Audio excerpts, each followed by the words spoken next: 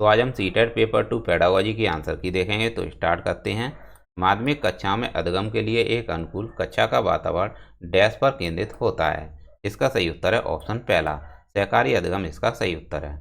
अगला प्रश्न है, जटिल समस्याओं से जूझ रहे अमन के समस्या समाधान कौशल विकसित करने में एक शिक्षक किस प्रकार मदद कर सकता है।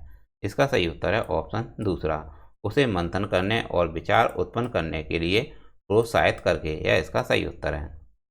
अगला प्रश्न है, बोध आधारित शिक्षण का अंतर्निहित सिद्धांत यह विश्वास है कि। इसका सही उत्तर है ऑप्शन तीसरा, ऐसा करने के लिए एक सुविधाजनक वातावरण प्रदान किए जाने पर शिक्षार्थी ज्ञान का निर्माण कर सकते हैं। यह इसका सही उत्तर है। अगला प्रश्न है, वह विद्यार्थी जो पठन वैकल्य से जूझ रहे हैं को पढ़ना सिखाया जा सकता है। इसका सही उत्तर है ऑप्शन चौथा, प्रणालीगत ध्वन्यात्मक प्रशिक्षण के माध्यम से। अगला प्रश्न है, भाई बहन के रिश्ते या रिश्तों किससे संबंधित हैं। इसका सही उत्तर है ऑप्शन दूसरा, माता पिता और साथियों के साथ संबंधों से भिन्न होते हैं और बाल्यावस्था में सामाजिक कड़ में महत्वपूर्ण भूमिका निभाते हैं। यह इसका सही उत्तर है। अगला प्रश्न है, निम्नलिखित कथनों को पढ़िए तथा सही विकल्प का चयन कीजिए। कथन दिया है, बच्चों के बीच विकासात्मक दरों में काफ़ी भिन्नताएं मौजूद होती हैं।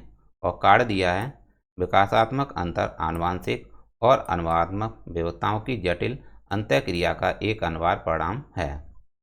तो इसका सही उत्तर क्या होगा। इसका सही उत्तर है ऑप्शन चौथा, ए और आर दोनों सही हैं। आर ए की सही व्याख्या करता है। यह इसका सही उत्तर है। अगला प्रश्न है, निम्नलिखित कथन में विकास के किस सिद्धांत को दर्शाया गया है। जो बच्चे अपने शुरुआती वर्षों में भाषा सीखने के लिए अनुकूल वातावरण से वंचित रहते हैं, उन्हें बाद के जीवन में भाषा चुनने में थोड़ी कठिनाई होती है। तो इसका सही उत्तर क्या होगा। इसका सही उत्तर है ऑप्शन चौथा, भाषा के विकास का एक संवेदनशील काल है। यह इसका सही उत्तर है। अगला प्रश्न है,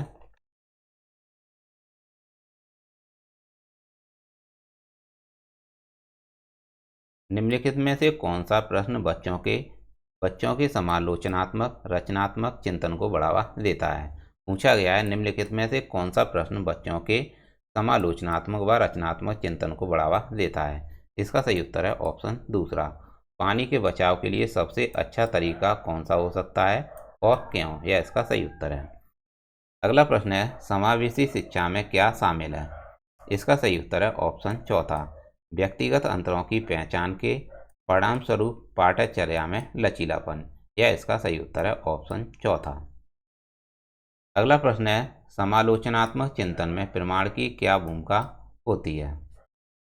इसका सही उत्तर है ऑप्शन दूसरा, प्रमाण का तार्किक और सुनियोजित रूप से मूल्यांकन किया जाना चाहिए। याद रखिएगा, यह इसका सही उत्तर है, प्रमाण का तार्किक और सुनियोजित रूप से मूल्यांकन किया जाना चाहिए। अगला प्रश्न है, निम्नलिखित कथनों को पढ़िए तथा सही विकल्प का चयन कीजिए।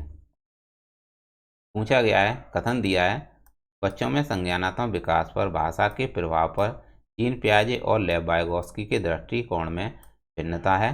और कार्ड दिया है, खोज अधिगम में शिक्षक अवसर प्रदान करता है और विद्यार्थी स्वयं जानकारी प्राप्त करने के लिए उन्मुख होते हैं। इसका सही उत्तर क्या होगा। इसका सही उत्तर है ऑप्शन चौथा, ए और आर दोनों सही हैं। आर ए की सही व्याख्या करता है। अगला प्रश्न है, एक प्रगतिशील कक्षा में विद्यार्थी अधिक प्रश्न नहीं पूछते हैं, जो कि गलत है। शिक्षक से प्रश्न पूछते हैं, सही है। एक दूसरे से प्रश्न पूछते हैं, यह भी ठीक है। स्वयं से प्रश्न पूछते हैं, यह भी ठीक है। तो बी सी डी इसका सही उत्तर है।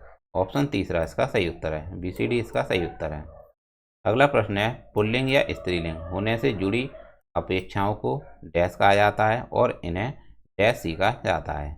इसका सही उत्तर है ऑप्शन दूसरा, जेंडर भूमिकाएं बाल्यावस्था की सभी अवस्थाओं से लेकर वयस्कता तक में भी। इसका सही उत्तर है। तो याद रखिएगा, जेंडर भूमिकाएं इसका सही उत्तर है। जेंडर भूमिकाएं बाल्यावस्था की सभी अवस्थाओं से लेकर वयस्कता, इसका सही उत्तर है।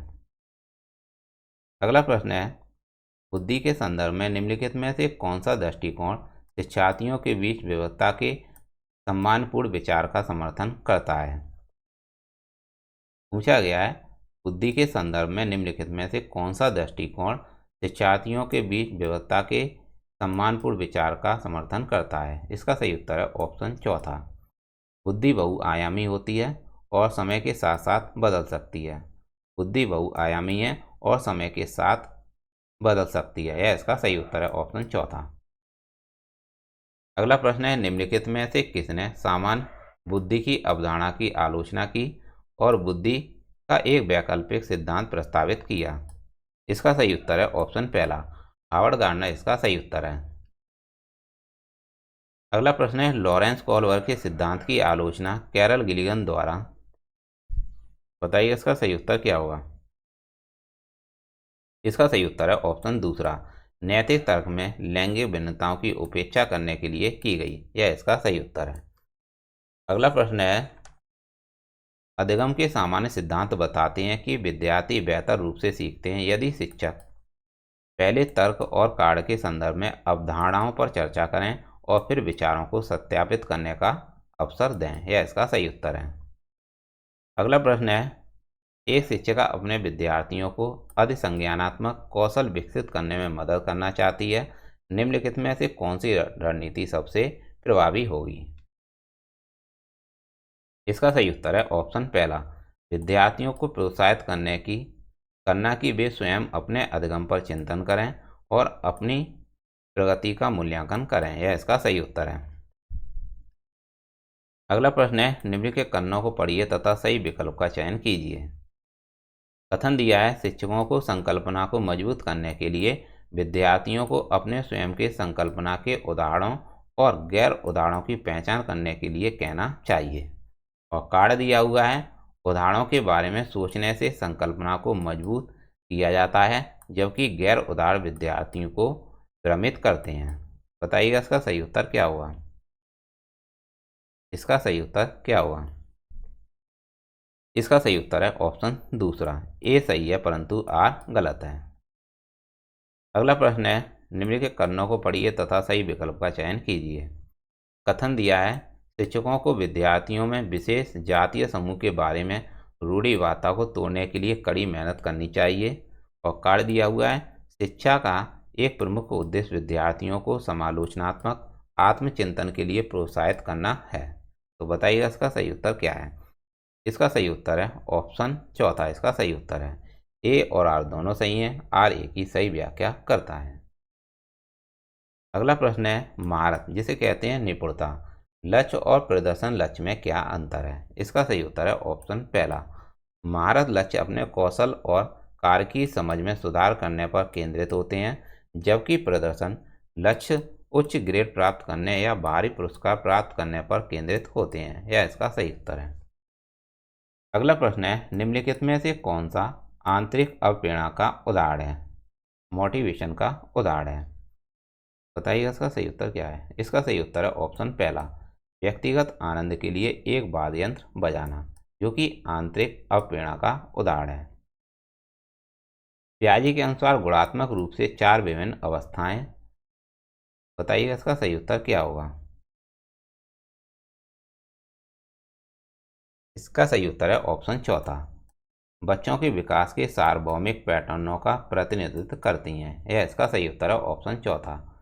लेव वाइगोत्स्की का मानना था कि विकास, ऑप्शन चौथा इसका सही उत्तर है, सीधे सामाजिक संपर्क के परिणाम से होता है, यह इसका सही उत्तर है।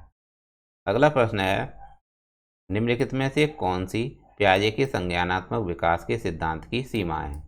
इसका सही उत्तर है ऑप्शन तीसरा, वह संज्ञानात्मक विकास में जैविक कारकों की भूमिका को ध्यान में नहीं रखता है, यह इसका सही उत्तर है ऑप्शन तीसरा। अगला प्रश्न है निम्नलिखित कथनों को पढ़िए तथा सही विकल्प का चयन कीजिए। कथन दिया हुआ है प्रत्येक वर्ष लता जो कि कक्षा 7 की शिक्षिका है उनके क्षेत्रों में कैरियर पर चर्चा करने के लिए एक महिला गणित प्रोफेसर और एक पुरुष नर्स को अपनी कक्षा में आमंत्रित करती है। और कार्ड दिया हुआ है लैंगिक जिसे जेंडर कहते हैं अंतर जन्मजात है और समाज के माध्यम से अधिग्रहित नहीं है। बताइएगा इसका सही उत्तर क्या है। इसका सही उत्तर है ऑप्शन दूसरा, ए सही है परंतु आर गलत है। अगला प्रश्न है त्रिवर्ण वार्ता के संदर्भ में निम्नलिखित में से कौन सा कथन सही है? इसका सही उत्तर है ऑप्शन दूसरा। त्रिवर्ण वार्ता बच्चों के प्रभावी ढंग से संवाद करने की क्षमता को प्रभावित कर सकती है। यह इसका सही उत्तर है। अगला प्रश्न है, निम्नलिखित में से कौन सा समूह उन विशेषताओं का सही ढंग से उल्लेख करता है कि प्रतिभाशाली विद्यार्थियों और कक्षा में अन्य विद्यार्थियों के बीच आमतौर पर भिन्न होते हैं? इसका सही उत्तर है ऑप्शन ए और बी इसका सही उत्तर है। समझ की अग्रवर्ती गहनता, सीखने की तेज गति, इसका सही उत्तर है ए और बी इसका सही उत्तर है। ऑप्शन चौथा इसका सही उत्तर है। अगला प्रश्न है, समावेशन के संदर्भ में पाठ्यचर्या सीखने की अपेक्षाएं डैश में समान है जबकि डैश में वे भिन्न हैं। इसका सही उत्तर है ऑप्शन चौथा, समायोजन और संशोधन इसका सही उत्तर है। संरचनावादी सिद्धांतकारों के अनुसार निम्नलिखित में से कौन सा कथन सही नहीं होगा? इसका सही उत्तर है ऑप्शन तीसरा, प्रभावी अधिगम सुनिश्चित करने के लिए शिक्षार्थियों को बाहरी रूप से प्रेरित करने की आवश्यकता है। यह इसका सही उत्तर है।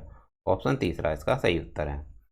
तो दोस्तों ये थे सीटेट पेपर 2 की पेडागोजी की आंसर की। तो आप अपने क्वेश्चन टिक कर लीजिएगा और कमेंट बॉक्स में ज़रूर बताइएगा आपके क्वेश्चन कितने सही गए हैं। तो मिलते हैं नेक्स्ट क्लास में। Thank for watching.